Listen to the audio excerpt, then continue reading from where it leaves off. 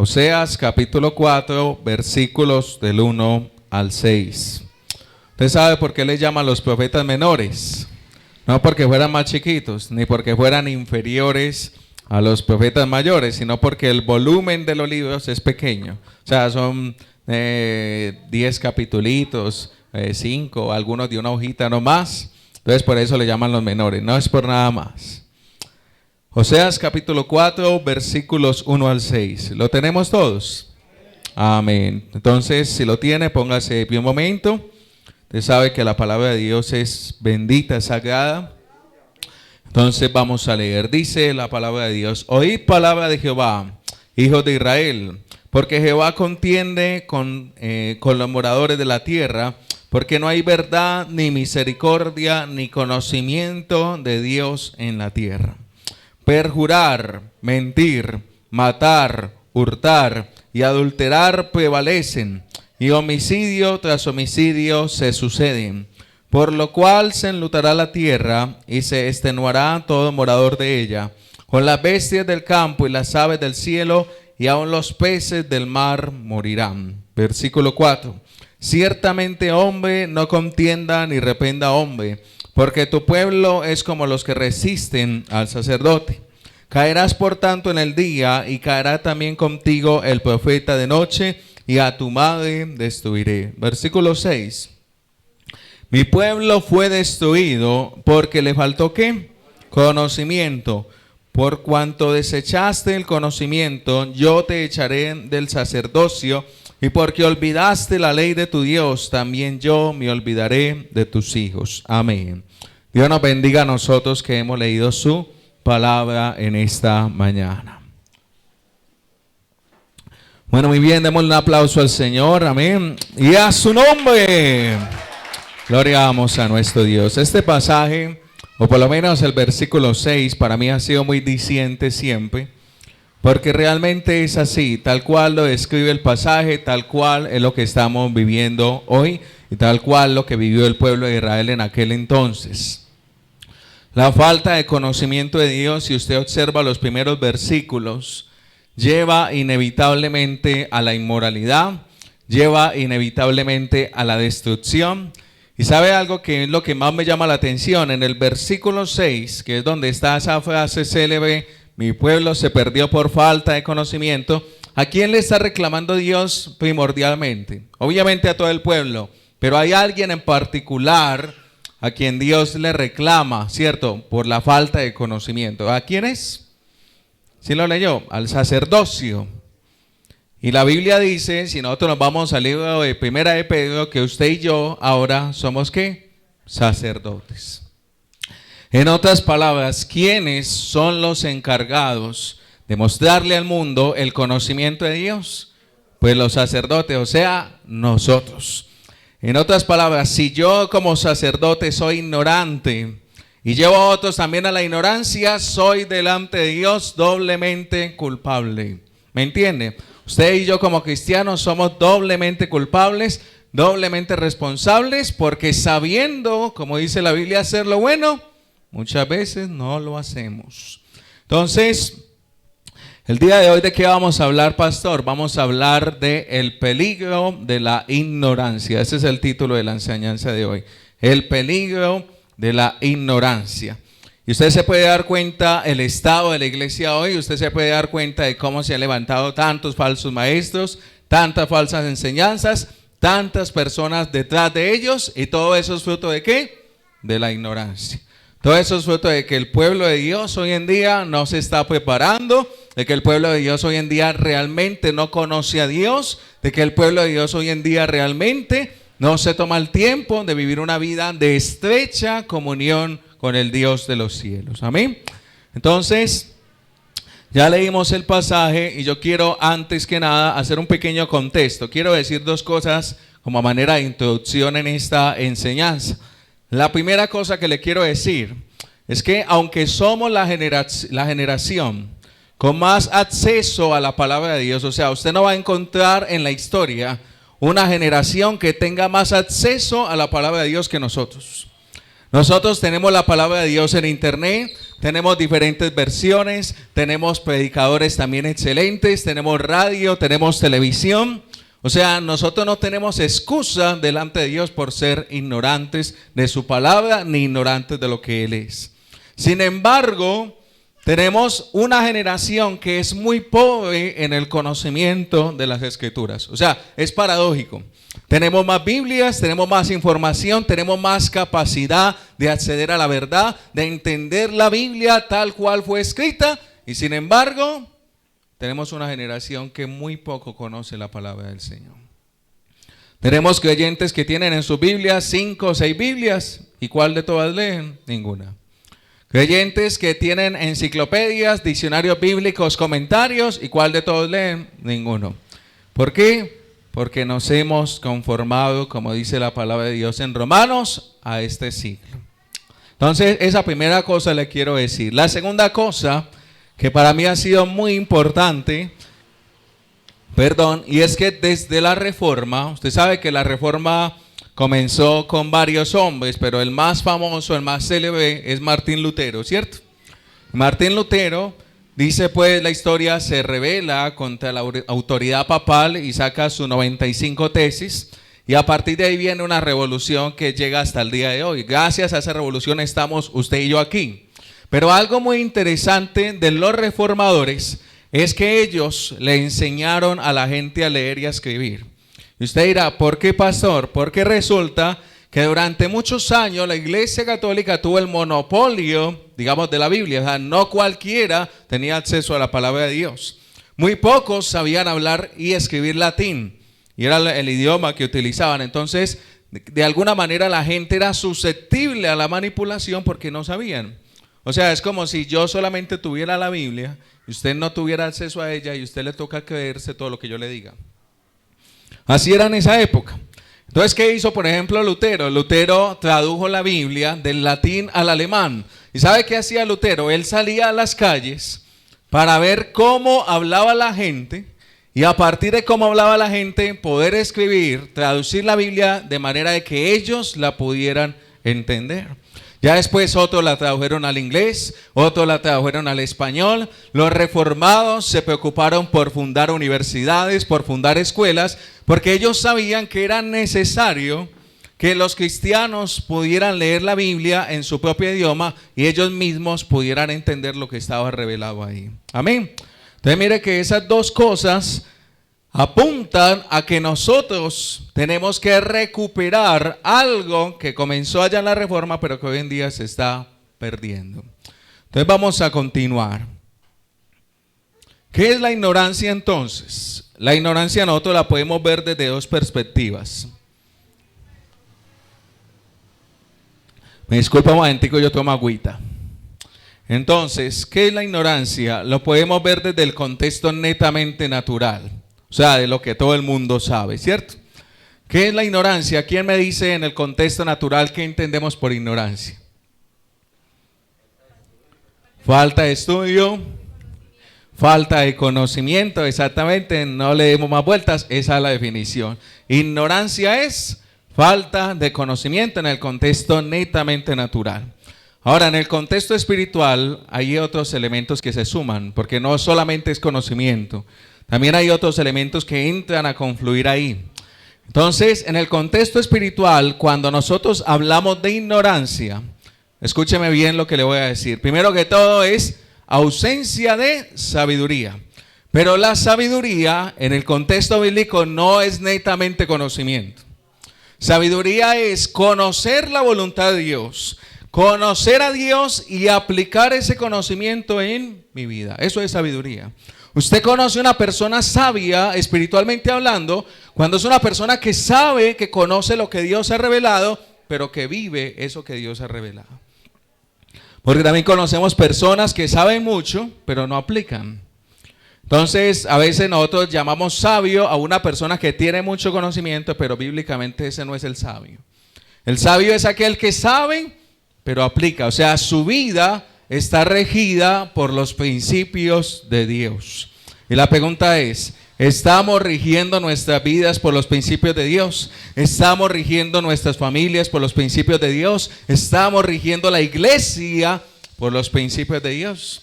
Muchas veces no. Entonces, la primera cosa es falta de sabiduría. También es falta de revelación. ¿Qué es revelación, pastor? La revelación es lo que Dios nos ha mostrado acerca de sí mismo y acerca de su plan. ¿Dónde encontramos nosotros la revelación de Dios? Aquí. Por eso la Biblia dice, tenemos la palabra profética más segura, es esta. Por eso tenga mucho cuidado cuando usted ve por ahí aquellas personas que dicen que tienen nuevas revelaciones de Dios. Ojo con eso. Porque no vamos a decir siempre, Dios es soberano y Él hace lo que quiere, pero en la gran mayoría de los casos, las nuevas revelaciones terminan siendo doctrina de demonios. Los testigos de Jehová, ¿por qué existen? Porque alguien tuvo una revelación. Porque existen los adventistas, porque hubo una profeta que llamaba Elena White, que tuvo una revelación, y ahí está. Porque existen los mormones, porque Adam Smith tuvo supuestamente una revelación, y entonces escribió el libro de Mormón, y está la Biblia, las dos. Todo eso viene de supuestas revelaciones. Ojo, siempre todo tiene que pasar por la Escritura. Si no se ajusta a la Biblia, entonces no lo podemos aceptar como algo que viene de Dios. Entonces es la revelación. ¿Qué es entonces la iluminación? Porque son dos términos que parecen idénticos, pero no son la misma cosa. La revelación es yo saber lo que Dios me ha mostrado de Él y de su plan. La iluminación es entender. Entender qué es lo que Dios ha revelado. Mucha gente lee la Biblia o no. Personas inconversas. Pero todos tienen la iluminación de lo que está escrito ahí. Muchos no.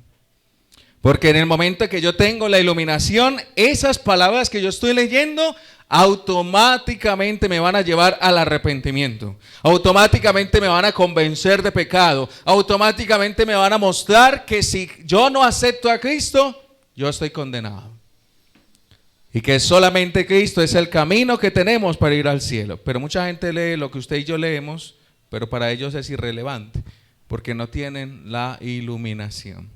¿Quién da la iluminación para entender la palabra? El Espíritu Santo de Dios. Por eso, si usted no entiende algo de la Biblia, está bien que usted le puede preguntar al pastor o a alguien pero al primero que le tiene que pedir entendimiento es al Espíritu de Dios. Espíritu de Dios, ilumíname. Por eso aquí quiero decir algo rapidito antes de seguir. El entendimiento que yo tengo de las Escrituras es directamente proporcional a mi espiritualidad. O sea, están conectados. Entre más espiritual yo sea, Dios me va a dar más luz. Entre más me santifique, yo voy a tener más luz y voy a entender mejor lo que Dios me ha mostrado en su palabra. La palabra de Dios nos debiera emocionar. Yo no sé si usted se emociona cuando usted encuentra las verdades, los tesoros que están en la Biblia. Porque lastimosamente nuestras iglesias hoy, ¿de qué se emocionan las personas muchas veces? Cuando le hablan que Dios le va a resolver la necesidad. Y ahí sí la gente dice amén, aleluya. Pero cuando hablamos de las verdades de Cristo, cuando hablamos de las verdades de Dios, mucha gente eso no le emociona. Dice, eso es irrelevante. Porque vivimos lamentablemente en un mundo y en una iglesia también que se ha vuelto antropocéntrica.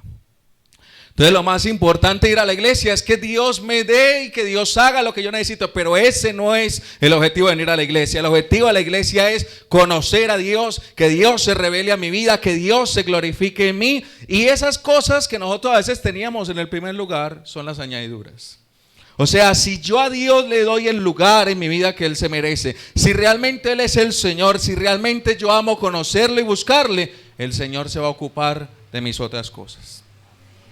Pero a veces lo hacemos al revés, buscamos las otras cosas y lo otro lo tenemos ahí como por si de pronto me queda tiempo y ojo. Entonces ya vimos que la ignorancia tiene esas dos facetas. También hay tipos de ignorancia espiritual. Y aquí quiero un pasaje que Jesús le dice a los saduceos. Mire lo que dice Mateo, capítulo 22, versículo 29. Entonces respondiendo Jesús les dijo, erráis, ignorando ¿qué? Las Escrituras y el poder de Dios. Mire que Él hace énfasis en dos cosas. O sea, yo puedo ignorar las escrituras, pero también puedo ignorar el poder de Dios. ¿Cuál es el contexto del pasaje? Porque es bueno entender el contexto. Resulta de que aquí los fariseos y los saduceos estaban tratando de hacer caer a Jesús. O sea, le hacían preguntas difíciles, como quien dice, para acorcharlo y hacerlo quedar mal. Entonces aquí los saduceos le dijeron, bueno, Señor, si realmente la resurrección existe, porque recuerde que los saduceos no creían en la resurrección, entonces dígame qué va a pasar con aquella mujer que se le murió el marido y la ley mandaba que entonces se tenía que casar con el hermano y resulta que se casó con varios, y si todos resucitan, ¿con quién se va a quedar?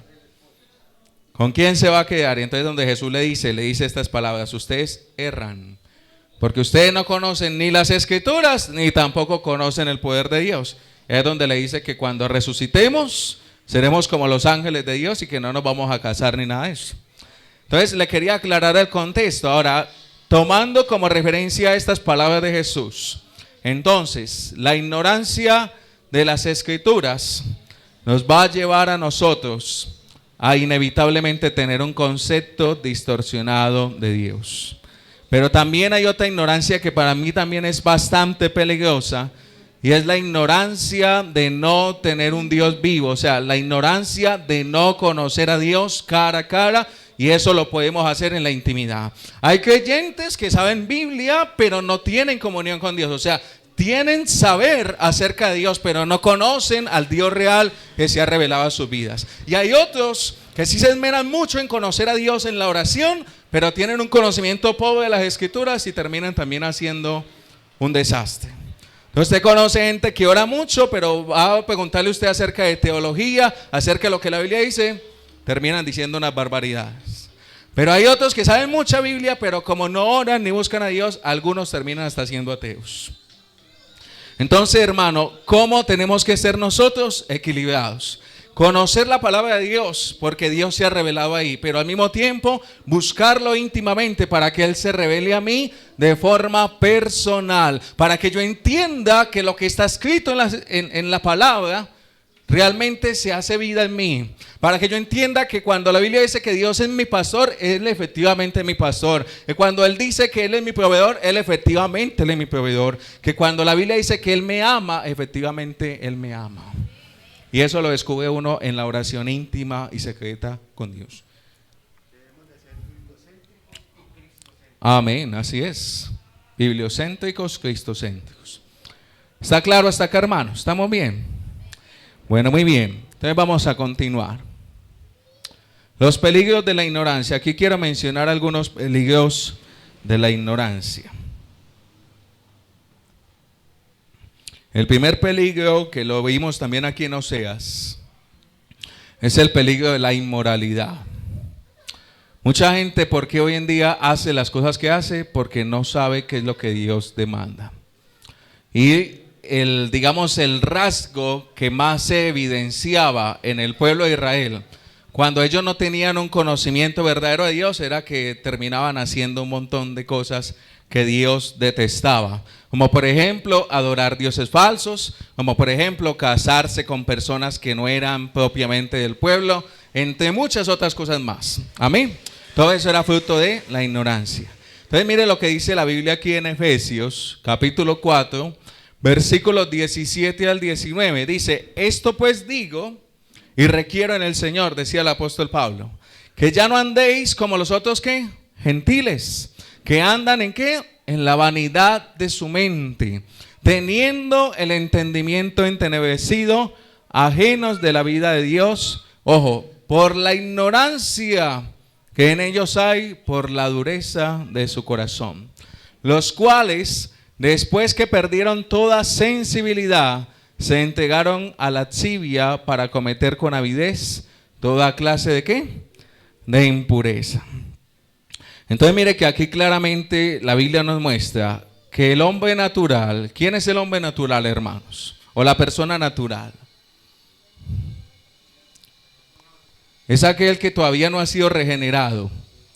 O sea, la persona natural es aquel en donde el Espíritu Santo todavía no ha venido a morar. O sea, es una persona que anda en oscuridad. Entonces, el hombre natural, ¿por qué hace todas las cosas que hace? Porque es ignorante.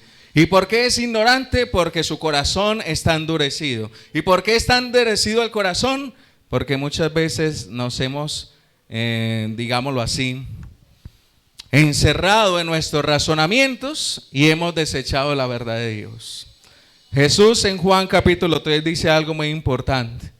Dice, muchas personas no vienen a la luz para que sus obras no sean arrepentidas. O sea, mucha gente quiere vivir en ignorancia, quiere vivir en oscuridad simplemente para no sentirse acusado de pecado. Pero el problema es que si yo no me expongo a la luz, entonces yo no voy a ver realmente mi condición y por tanto no voy a tener la necesidad de un Salvador. Porque mucha gente no cree en un Salvador o cree que no necesita un Salvador porque cree que están bien. Porque como están en oscuridad, ellos se miran a sí mismos y dicen, no, yo estoy bien. Pero en el momento que yo salgo a la luz, inmediatamente todas las manchas empiezan a mostrarse. Por eso cuando el Espíritu de Dios nos alumbró, y si no lo ha alumbrado, espero que lo alumbre. ¿Qué es lo primero que uno siente cuando el Espíritu de Dios está de convicción de pecado? Uno inmediatamente uno se siente miserable. Uno dice, soy pecador y necesito arrepentirme, necesito un Salvador. ¿Por qué a veces la gente no se convierte de verdad? Porque todavía no ha llegado a ese punto de ser convencido de pecado. Cuando yo me doy cuenta de mi condición, yo reconozco que sin Dios yo no puedo hacer absolutamente nada. Yo le quiero decir un principio. Aquí mi esposa, para los que no saben, ella trabaja con abogados, está estudiando Derecho también. Hay un principio que manejan los abogados, que es un principio muy interesante para la vida espiritual. Se lo voy a leer acá. La ignorancia no exime del cumplimiento de la ley. La ignorancia no exime del cumplimiento de la ley. Entonces, mucha gente dice, como yo no sabía, pero de todas maneras sigue siendo culpable. O sea, el hecho de que yo no sepa o no quiera saber, porque la realidad es que mucha gente no quiere saber lo que Dios ha revelado, no significa que yo por eso soy inocente, sigo siendo culpable. Y eso es algo que se maneja en el término jurídico. Si yo me voy a algún país que yo no, y empiezo a hacer algo indebido a mí, es que usted no sabía, no. Aún sin conocer también tengo que ser responsable por infringir la ley. Y lo mismo pasa en la vida espiritual. Mucha gente, ¿por qué no quiere saber más de Dios? Porque sabe que Dios inmediatamente va a sacar a la luz su pecado. Pero se escudan en eso, no sabiendo que aún así delante de Dios son responsables. Entonces, ojo mi hermano, ojo con eso. Pidámosle a Dios que nos dé revelación, que nos dé iluminación de su palabra para que cada día sepamos cómo debemos conducirnos. Para que cada día sepamos qué debemos y qué no debemos hacer. Para que cada día sepamos qué decisiones debemos tomar y qué decisiones no debemos tomar. Amén. Entonces, esa es el primer fruto de la ignorancia, la inmoralidad. El segundo fruto de la ignorancia es un entendimiento limitado o errado de Dios y su palabra. Mucha gente tiene un conocimiento de Dios así chiquitico. Y la idea que tiene de Dios es así también chiquitica, porque no lo conoce plenamente. Y otros tienen una idea muy diferente a la idea que Dios ha revelado en las Escrituras. Por ejemplo, usted le pregunta a la gente de la comunidad LGBTIQ y yo no sé cuántas letras más, porque todos los días le añaden una letra nueva. Entonces ellos le van a decir, no, es que Jesucristo es amor y Él nos acepta así como somos. Pero usted va a ver al Jesús de la Biblia. Y el Jesús de la Biblia no era alcahueta con el pecado, jamás. Que es verdad que Él amaba y restauraba al pecador, pero Él jamás fue alcahueta con el pecado. Él jamás aceptó la condición del hombre así, sino que lo restauró, lo llevó al arrepentimiento. Entonces esa es una idea distorsionada de Dios que viene fruto de la ignorancia. Esa idea distorsionada de Dios que yo vengo a la iglesia para que Dios me enriquezca. Esa idea distorsionada de Dios que yo vengo a la iglesia y si usted es un verdadero cristiano, usted no se puede enfermar, usted no puede pasar necesidad. Eso es una idea errada de las Escrituras porque la Biblia no enseña eso. La Biblia no enseña que yo soy cristiano, entonces no voy a tener problemas. Eso es falso. Al contrario, en la Biblia Jesús fue muy claro que en el mundo íbamos a tener aflicción, que iba a ser perseguido, que por causa de Él incluso mi familia me podía negar. Entonces ese evangelio de la prosperidad es una idea distorsionada que es fruto de la ignorancia. Pero a mí me da pesar oír predicadores enseñar cosas como estas, y me da más pesar que haya gente que le diga amén a ese tipo de cosas. Que haya gente que le diga amén a una falsa profeta que coja un billete y dice que el billete le está hablando. Hermanos, la ignorancia nos está llevando al infierno. Entonces, ojo con eso. Hay que saber realmente qué muestra la Biblia del Señor. Y aquí le quiero mostrar una frase de Albert Einstein que de hecho cuando la escuché me hizo reflexionar y por eso también hice esta prédica. Mire lo que decía Albert Einstein en su época. Dice, todo aquello que el hombre ignora no existe para él. Dice, el universo de cada uno se reduce al tamaño de su saber. Tremenda frase, ¿no? Todo aquello que el hombre ignora, dice, no existe para él. El universo de cada uno se reduce al tamaño de su saber. ¿De qué tamaño es el Dios que nosotros entendemos? Del tamaño de que lo conozcamos. Si usted lo conoce, si usted lee un versiculito así cada vez en cuando, el tamaño de su Dios va a ser muy pequeño. Porque usted no lo va a entender en su plenitud. Pero en la medida que usted aprenda más y ame leer las escrituras, no solamente leerlas, sino devorarlas, el entendimiento de Dios cada vez va a ser más grande y nos va a liberar de cometer una cantidad de errores. Yo le doy gracias a Dios porque me iluminó, porque yo hace años cometía muchos errores, o sea, cosas que uno aprendía, que uno a lo largo de los años va a la Biblia y uno dice, ¿yo por qué hacía esto? ¿Yo por qué decía esto? Si la Biblia en ningún momento nos guía hacia eso. Pero como la gente no quiere leer hoy, no quiere estudiar, entonces está a merced de lo que le digan. Así es.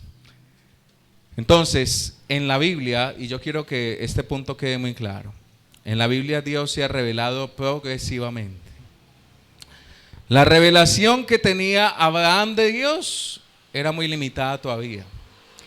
Por lo que le decía a los hermanos el jueves, Abraham no tenía acceso a todas las escrituras, ni tampoco sabía quién era el Espíritu Santo, ni tampoco mucho menos sabía quién era Jesús.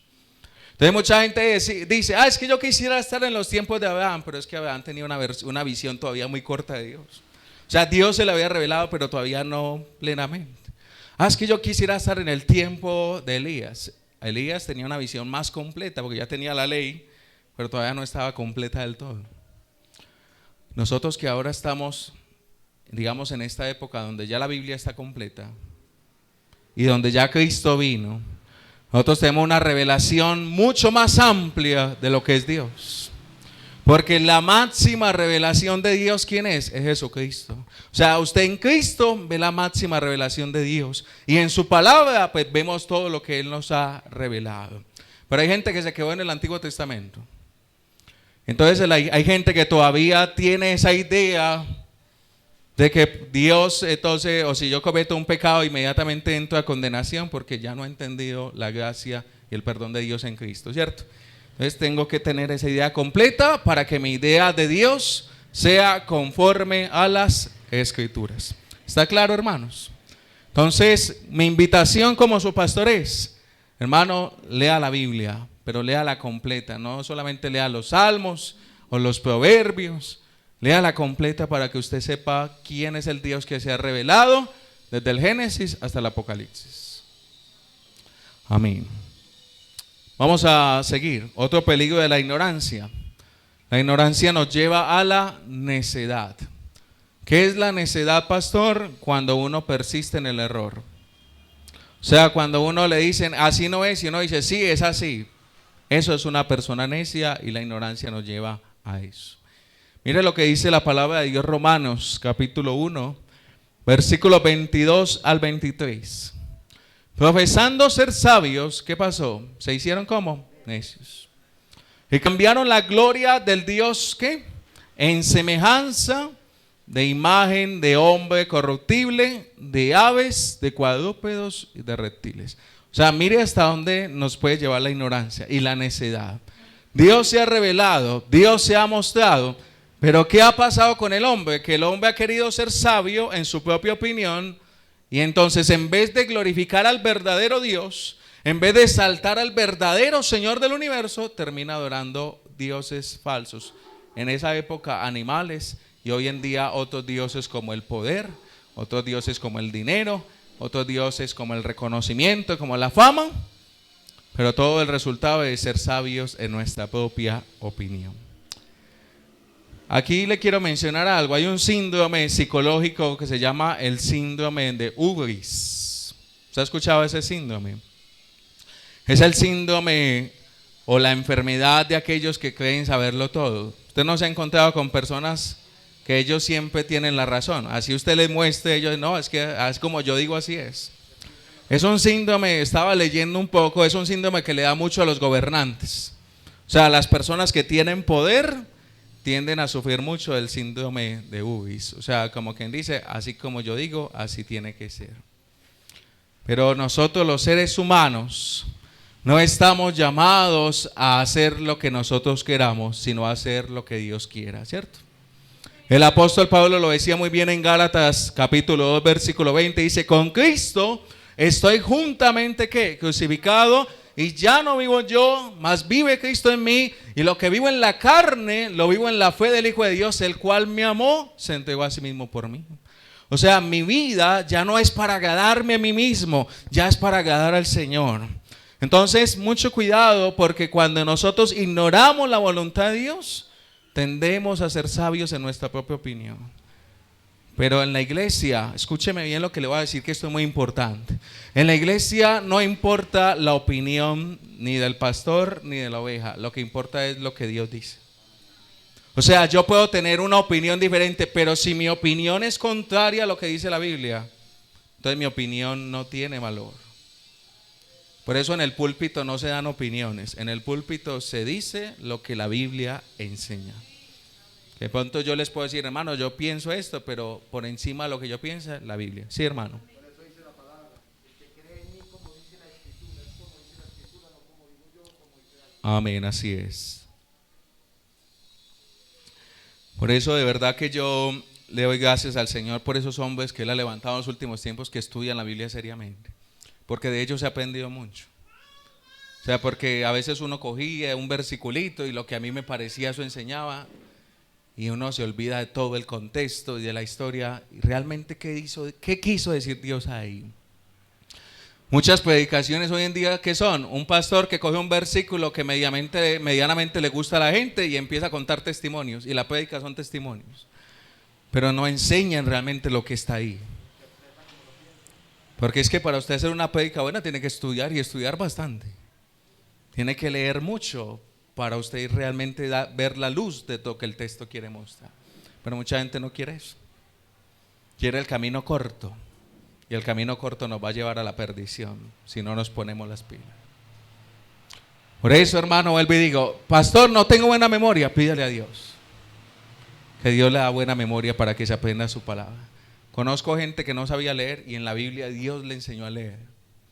Porque desde que usted quiera, el Señor hará un milagro, lo que sea, para que usted tenga el entendimiento de lo que Él nos quiere mostrar. Pero yo siempre he dicho, el problema no es que Dios pueda, el problema es que yo quiera.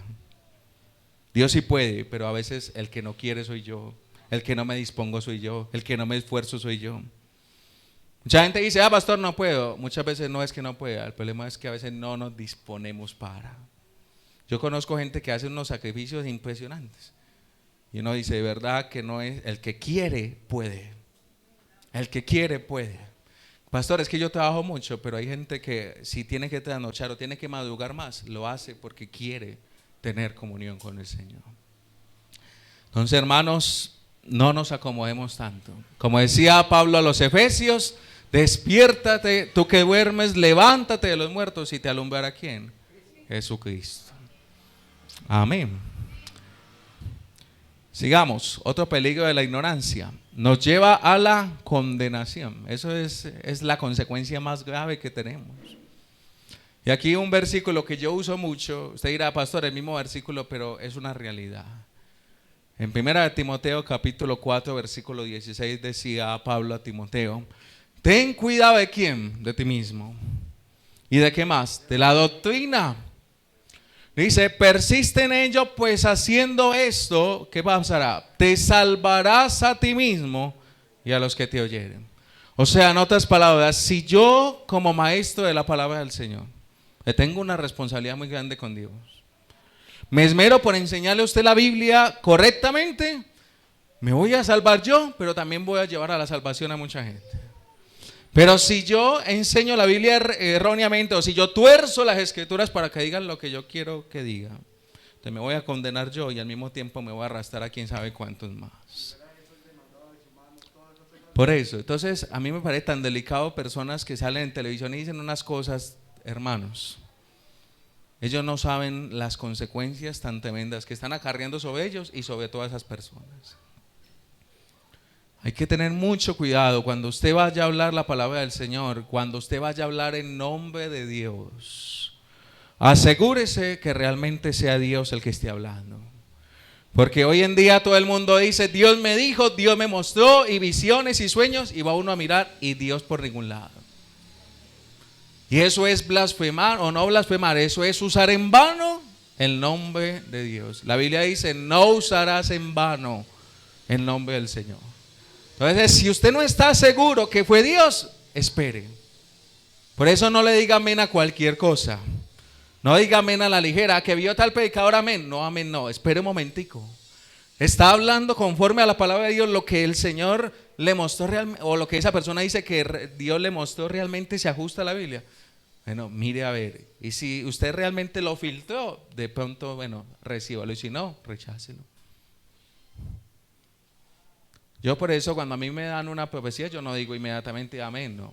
Yo escudriño y pienso, porque ¿sabe cómo se da cuenta uno que una profecía es verdad? En el tiempo. O sea, pero yo no le digo amén inmediatamente. El tiempo se encargará de mostrar si lo que dijeron es verdad o no. Por eso este pastor que se voló, ustedes que estaba diciendo que Cristo venía hace como una semana, me parece, no sé, por allá, y que ahora se le voló a los hermanos con toda la platica. Miren cómo queda el evangelio con ese tipo de personas. Ya la gente no le cree. O sea, y empezando porque los vecinos de esas personas que decían, se mantienen gozándose a los otros por eso mismo. Entonces, hermanos, mucho cuidado, porque hoy en día, así como tenemos conocimiento y luz, así también tenemos mucha mentira y mucho error. Entonces, otro versículo referente a esto mismo. Jesús ahí con los fariseos estaba hablando acerca de los alimentos, y dice la Biblia que los fariseos se ofendieron. Le decían los discípulos a Jesús. ¿Pero qué dijo Jesús? Dejadlos. ¿Por qué? Porque son ciegos. ¿Guías de qué? De ciegos. Y si el ciego guiare al ciego, ambos, ¿qué va a pasar con ellos? Caerán al hoyo. Entonces, hermanos, asegurémonos que la persona que nos está guiando tenga luz, pero no luz propia, sino la luz del Señor. Ah, pastor, es que él es muy carismático. Pero es que el carisma realmente es lo que estamos buscando. No, estamos buscando es la luz y la revelación de la palabra del Señor. Ah, es que él predica muy bueno, predica muy buenas herejías. Ah, pero es que él nos hace reír mucho, me hace reír mucho, pero me está arrastrando muchas veces al infierno y yo tengo que mirar. ¿Cómo vencer entonces la ignorancia, hermanos? Ya con esto termino. Primero que todo, hay que escudriñar las escrituras. Juan capítulo 5, versículo 39. Vamos allá rápidamente. Juan capítulo 5, versículo 39.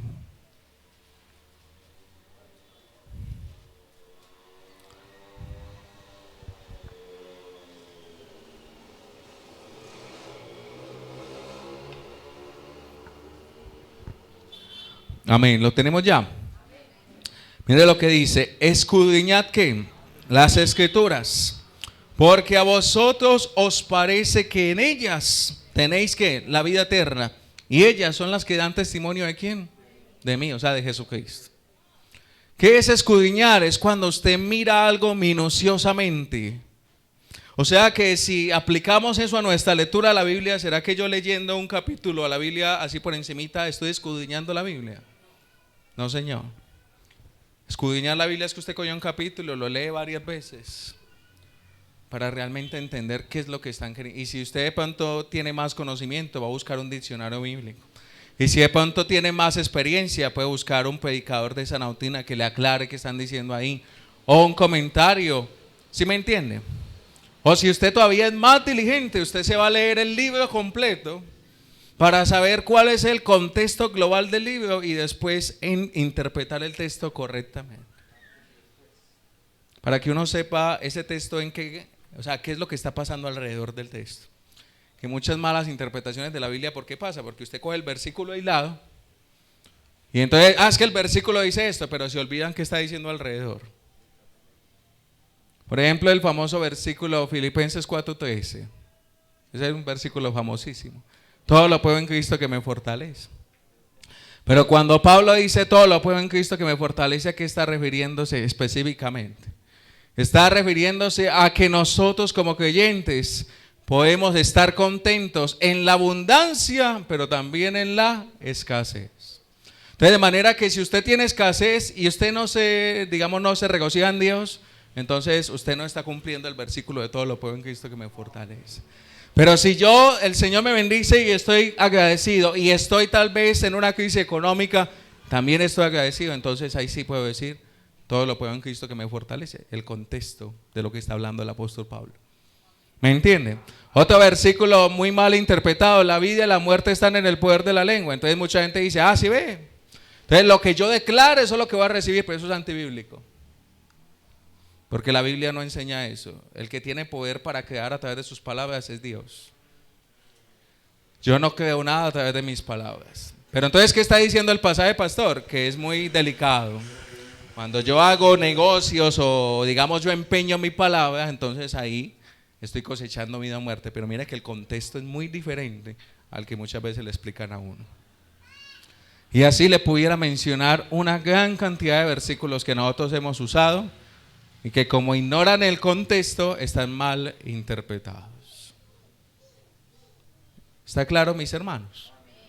Por eso, mucho cuidado, que nosotros a veces somos como loritos, repetimos, pero no analizamos.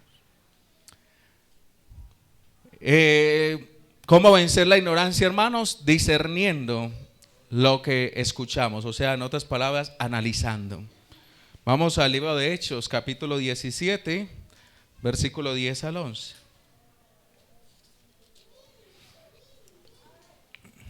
Hechos 17, versículos 10 al 11, mire lo que dice la escritura. Inmediatamente los hermanos enviaron de noche a Pablo y a Silas hasta Berea. Y ellos, habiendo llegado, entraron en la sinagoga de ¿quiénes? De los judíos. Y estos eran más nobles que los que estaban ¿en dónde? En Tesalónica, pues recibieron la palabra con toda solicitud, escudriñando cada día las escrituras para ver si estas cosas eran así. Amén. Así deberíamos hacer nosotros. Mire, ¿quién les estaba enseñando a sus judíos? El apóstol Pablo, no era cualesquiera, era el apóstol Pablo. Pero los hermanos de Tesalónica se tragaban entero todo lo que les decía Pablo. No, señor. Sino que ellos iban y leían a ver si lo que le estaban diciendo era verdad. Y yo creo que así mismo debemos hacer nosotros. ¿Por qué los cristianos deben traer la Biblia a la iglesia? Porque puede que el predicador por allá distorsione el versículo, a veces voluntaria o involuntariamente, que uno se equivoca. Y entonces usted que tiene su Biblia en su mano va a decir, pastor, no, usted se equivocó, ahí no dice esto, sino que dice aquello. Y así debe de ser. Así debe de ser. Entonces, discernamos muy bien. Hagamos distinción, separemos. ¿Realmente esto es de Dios o realmente es el enemigo el que me está queriendo engañar acá? Porque hoy en día las personas que enseñan en error tienen mucha persuasión. Tienen mucha capacidad de confundir. Pero así como ellos tienen capacidad de confundir, yo tengo que tener la capacidad de poder ver en medio de esas palabras cuál es la verdadera intención y cuál es la verdadera enseñanza que está detrás de todo eso. Porque hay cosas que parecen muy santas, muy nobles, pero que va uno a ver y no se ajustan a las escrituras. Pida a Dios sabiduría, hermanos. Si uno está falto de sabiduría, la Biblia dice, pídala a Dios. Vamos al libro de Santiago. En Santiago, en el capítulo 1, en el versículo 5, mire lo que dice el hermano de Jesús. Recuerde que Santiago, el que escribió esto, era el obispo de Jerusalén, hermano de Jesús. Dice, y si alguno de vosotros tiene falta de sabiduría, ¿qué tiene que hacer? Pídala a Dios, el cual da a todos abundantemente y sin reproche, y le será. ¿Será que Dios nos niega la sabiduría? Dios, si yo se la pido, Él me la va a dar. Él me va a dar sabiduría. ¿Quién le pidió a Dios sabiduría y Dios se la dio con mucho gusto? Salomón, ¿cierto? Él le dijo a Dios, Señor, yo soy muy joven, yo no sé gobernar, deme mejor sabiduría. Y Dios le dio la sabiduría y le añadió las riquezas y le añadió la paz con los enemigos. Porque a Dios le agrada que nosotros pidamos sabiduría. En el libro de Proverbios, habla mucho de amar la sabiduría. Incluso el libro como empieza diciendo en capítulo 1, versículos 7 u 8, dice, el principio de la sabiduría es ¿qué? El temor de Jehová. Entonces, hermano, pidámosle al Señor sabiduría, entendimiento, para que su verdad nos sea mucho más clara. Y finalmente, hermanos, con esto quiero terminar. Debemos ser humildes. Yo le voy a decir algo, yo soy el predicador en esta mañana. Yo me esfuerzo de verdad por enseñarle lo mejor que puedo, pero no significa que yo no me equivoque. ¿Me entiende? Ni tampoco pretendo decir que mi doctrina es la doctrina perfecta y los demás no. Eso es algo que el Señor sabe. Yo creo que ningún cristiano tiene la doctrina plenamente perfecta, pero sí tenemos que esforzarnos por hacer lo mejor que podamos. Y hay cosas donde no vamos a estar de acuerdo y por eso tampoco nos vamos, pero hay otras cosas que son fundamentales y en esas cosas sí no podemos estar en desacuerdo. Mateo 11:25, hermanos, para que terminemos. Mateo 11:25, un pasaje que a mí personalmente también me toca mucho. Dice, está hablando Jesús, dice lo siguiente: en aquel tiempo, respondiendo Jesús dijo, te alabo, Padre, Señor del cielo y de la tierra, porque escondiste estas cosas ¿de quiénes? De los sabios y de los entendidos. ¿Y a quién se las revelaste? A los niños. Versículo 26, sí, Padre, porque así te agradó. ¿Quiénes son los niños en la Biblia? No necesariamente tiene que ser el niñito, es el humilde, es el sencillo de corazón. Entonces, cuando uno es humilde dice, Señor, yo no entiendo, pero ayúdame a entender. Señor, yo quiero conocer tu verdad. Yo no quiero agradarme a mí mismo, yo quiero agradarte a ti. Cuando Dios escucha ese tipo de palabras, el Señor nos va a guiar a toda verdad por medio de su Espíritu. Es una promesa que Él nos dio, que Él nos iba a guiar a toda verdad. Pero en el momento en que yo me envanezco, en el momento en que yo digo, no, es como yo digo, en el momento en que yo digo, no, es que yo hago lo que yo quiero, en el momento en que a mí no me interesa la doctrina, sino me interesa solamente que Dios me responda a la oración, ahí estoy cerrando las puertas para que Dios me ilumine. Qué lamentable que haya personas que solamente busquen a Dios por favores, porque Cristo ya nos dio a nosotros el regalo más grande que nos pudiera dar. O sea, la salvación que tenemos nosotros en Cristo es el regalo más maravilloso que usted imagine. Y esa salvación tiene un montón de promesas que algunas ya se cumplieron y otras están por cumplirse. O sea, y es lamentable entonces que alguien reniegue y rechace a Dios porque no le da lo que quiere, sabiendo que ya Dios lo entregó literalmente todo por nosotros. Que si Dios no me da lo que necesito en el momento es porque Él tiene otro plan y Él tiene otro propósito. Pero es lamentable, hermanos, quejarse o denigrar de nuestro Dios porque no hace lo que nosotros queremos. No, confiemos. El Señor sabe lo que está haciendo. ¿O será que a Dios se le sale algo de las manos? ¿Será que de pronto a Dios se le murió a alguien y ay, yo no quería que muriera, pues se me murió? No, hermanos, Dios sabe muy bien lo que está haciendo. ¿Y qué tengo que hacer yo? Simplemente, Señor, guíame. Yo no entiendo lo que está pasando, no sé por qué estoy atravesando estas circunstancias, pero yo sé que tu buen propósito se va a cumplir en mí. Es lo que tengo que decirle yo al Señor. Póngase de pie, hermanos, en esta mañana. Le damos gracias a nuestro Dios por su palabra, amén. Porque ella, como dice la misma escritura, ella es viva y es eficaz. Hermanos, aquí tengo las diapositivas que las imprimí. Pues la tengo como una guía porque ya me da susto que pronto se vaya la energía. Entonces ya la tengo impresa. Por si alguien las quiere, con mucho gusto se la facilito para que no se me vayan a dañar ahí en la casa. Vamos a orar. Padre, te damos infinitas gracias. Gracias, Señor Dios, por tu bendita palabra en esta mañana, Señor. Gracias, maravilloso Dios, porque en Cristo tenemos toda bendición espiritual y material. Padre, que a veces nosotros no lo entendamos, es diferente porque a veces ignoramos todas las cosas que tú nos has dado en la persona de Cristo. Yo te pido en el nombre de Jesús que abra los ojos de nuestro entendimiento, que quites toda dureza de nuestro corazón. Padre maravilloso, que haya en nuestra vida humildad, que haya en nuestra vida sencillez. Padre, y sobre todo que haya mucho interés, que haya un anhelo profundo, Señor, por conocerte en tu palabra y también conocerte en lo íntimo y en lo secreto de nuestros corazones. Padre, nosotros sabemos, Señor, que ignoramos muchas cosas. Yo, como decía el apóstol Pablo, no pretendo haberlo alcanzado ya todo, pero una cosa sí hago, dejando ciertamente lo que queda atrás, me extiendo a lo que está delante, a la meta del supremo llamamiento que tenemos ahora en Cristo Jesús. Padre, no permitas que seamos conformistas. No permitas, Señor, que creamos que ya lo sabemos todo, porque realmente tenemos muchas cosas que aprender acerca de ti y acerca de tu verdad, Señor. Padre, yo oro para que en el nombre de Jesús nuestras vidas estén edificadas sobre la roca inamovible que es Jesucristo. En nuestra vida, Señor Dios, sean ese olor fragante que tú quieres, Señor. En nuestra vida, Dios de los cielos, sean de testimonio, sean de luz, sean de inspiración para tantas personas que ahora mismo andan en tinieblas, Señor. Padre, quebranta en nuestro corazón, Señor, toda frialdad, toda apatía, todo conformismo. Padre, al contrario, impúlsanos, Señor, para que nos sumerjamos más y más en los ríos de tu Espíritu, para que nos sumerjamos más y más en los ríos de tu presencia, Señor. Oh Dios de los cielos, gracias te damos. Levanta tus manos ahí, mi hermano. Vamos a bendecir y alabar el nombre del Señor. Vamos a pedir, Señor, danos sabiduría, danos amor por tu palabra, Señor. Danos amor por lo que tú has revelado ahí en las Escrituras, Señor.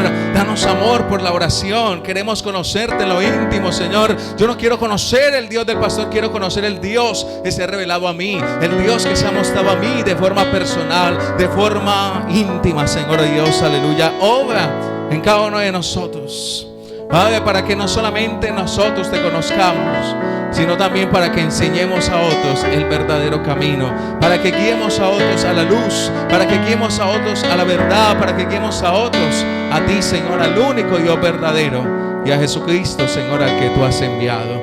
Aleluya, Rey de los cielos, te adoramos a ti, Señor. Te adoramos, maravilloso Padre. Vivifica nuestro ser, vivifica, Dios Todopoderoso, en nuestro interior. Levántanos, Señor Dios, si estamos caídos, si estamos débiles, si tal vez estamos tristes, Señor, si tal vez estamos desanimados. Yo te pido, Señor, levántanos. Danos nuevamente, Señor, el gozo de nuestra salvación. Danos nuevamente, Señor, ese anhelo por las cosas de arriba, donde tú estás sentado, Señor.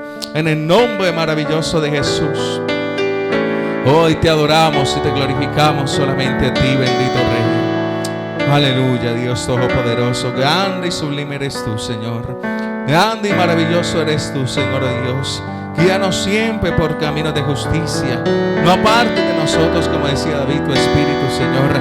Por el contrario, Padre maravilloso, no queremos ir a ningún lugar si tú no vas con nosotros, Señor. No queremos tomar decisiones basadas en nuestros propios deseos, sino, como decían los apóstoles ahí en el concilio de Jerusalén, le ha parecido bien al Espíritu Santo y después nos ha parecido bien a nosotros. Padre, por favor, en el nombre de Jesús, aleluya, trae, Señor Dios, a tu pueblo esa convicción. Trae, Señor Dios, esa seguridad, Padre maravilloso, para que ya no seamos como la ola del mar, que somos llevados por todo viento de doctrina. Levante sus manos ahí, vamos. Quiero orar para que el Señor le bendiga, para que el Señor obre de una manera especial y poderosa en cada uno de ustedes. Padre, en el nombre que sobre todo nombre, bendigo a tu pueblo, Señor. Gracias te doy, maravilloso Padre, por haberlos traído. Gracias te doy, Señor Dios, porque yo sé que tú tienes un buen propósito y tienes un buen plan para ellos, Señor. Yo sé que muchos de ellos están atravesando momentos difíciles, están atravesando momentos complicados, Señor. Padre, pero también dice tu palabra que para los que te aman, todas las cosas nos ayudan a bien. Yo oro, Señor, en el nombre de Jesús, para que entendamos lo que entendió el apóstol Pablo en algún momento cuando decía, dice, que las aflicciones que tenemos ahora en el presente no son comparables con la gloria venidera que en nosotros se ha de manifestar. Padre, bendice su entrada, bendice su salida, bendice su levantar, bendice su acostar. Padre maravilloso, que sea, Señor, tu espíritu en ellos cada día, Señor Dios, perfeccionándonos, Padre, para que seamos también perfeccionadores de las personas que tú has puesto a nuestro alrededor. Gracias, maravilloso Creador. Amén y amén. Dios me les bendiga, mis hermanos. Muchas gracias por haber venido el día de hoy. Amén. La semana entrante yo les voy a dar aquí como un plusito, porque este tema que voy a empezar a tocar es muy importante. Voy a empezar a hablar un poco, hermanos, de lo que es los judaizantes. O sea, hay personas que están enseñando que nosotros tenemos que volver a prácticas del Antiguo Testamento para poder estar bien con Dios. Y yo quiero que usted venga porque le quiero aclarar muchas cosas. Es una enseñanza que es peligrosa. Pues parece inofensiva, pero no. ¿Por qué? Porque desecha lo que es la justicia que tenemos en Cristo. Entonces hay gente que se quiere todavía justificar por hacer obras, pero recuerde que nuestra justicia viene es por lo que Cristo hizo. Amén. Entonces lo animo para que venga. Vamos a tocar varios temas del día de reposo, de varias cosas. Entonces Dios los guarde. Dios los guarde a todos.